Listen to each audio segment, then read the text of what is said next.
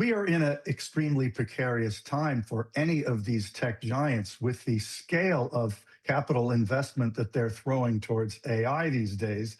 And the precariousness of the moment is compounded in the case of Meta because, among other things, they're being sued right and left for many things, but especially for harming the mental health of teenagers. I mean, it was interesting that among the one analysis of these results yesterday was that if they hadn't set aside 2.4 billion for legal contingencies, they would have made their earnings number, which they missed.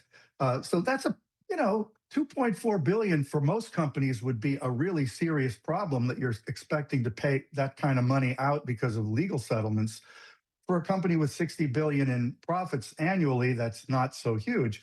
But it just goes to underscore the complexity of this company's position in society and business. So that they continue to say they're going to spend 130 to 145 billion on capital expenditures for data centers this year. So, wow, that's all I can say. Yeah, David, it was interesting last night for investors, the comparison, the compare and contrast of Microsoft with their results and the stock trading up dramatically today, 14, 15%, and yet Meta down about 9%. What is Meta's AI strategy, do you think? Oh, that's a great question. And I think a lot of analysts on the call with Zuckerberg yesterday would have liked to have gotten an answer for that. I mean, for example, recently Bloomberg broke the news that they were considering renting out data center capacity to other companies like possibly Anthropic or OpenAI, which they haven't yet done. And he didn't say anything about it on the earnings call yesterday. If they did, that would be a good way of monetizing these extraordinary capital expenditures.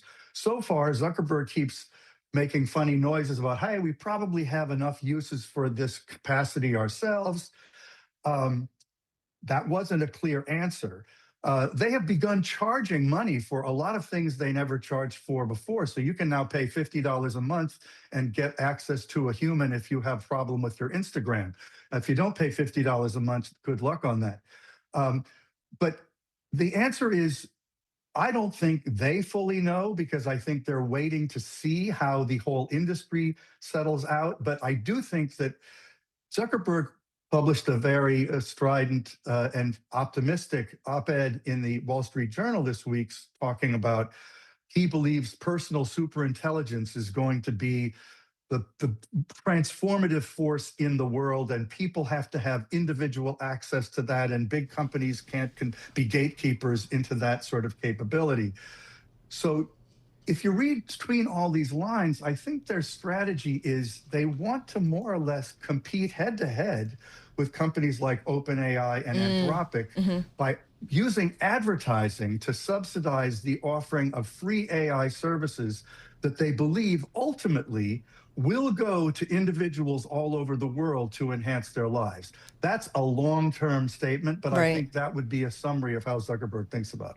And does Zuckerberg and Meta have the track record for that? I mean, it does selling ads very well, but does it do other things just as well? No. In fact, it has never done anything well aside from sell ads. It's never had a growing business of any size that really wasn't ad-based. I mean, they had $60.5 billion in revenue and 59.3 billion of that was advertising this quarter. So, but ads can be used to pay for a lot of things. And I think that's what I was trying to say before, that, we've seen OpenAI, for example, talk about how we're going to try to become an ad company. They can do that, and they're already doing it a tiny bit. But really, that's a really hard transition for a company like that to make. It is the easiest thing. Zuckerberg and Meta are in some ways, the world's best advertising-based company.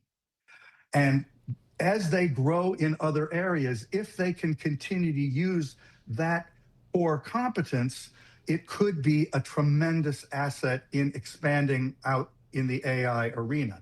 Right now, they're just using AI to make the ads more seductive and their services more addictive. And I mentioned when I sent you a note earlier, I think it's highly ironic that they're being sued for making young people's lives worse because of the addictivity of their services. And yet what they're spending all their AI money on right now is making their services, in effect, more addictive. So they're paying all this money to make their services do more of what they're being sued for in some Yeah. weirdly ironic way.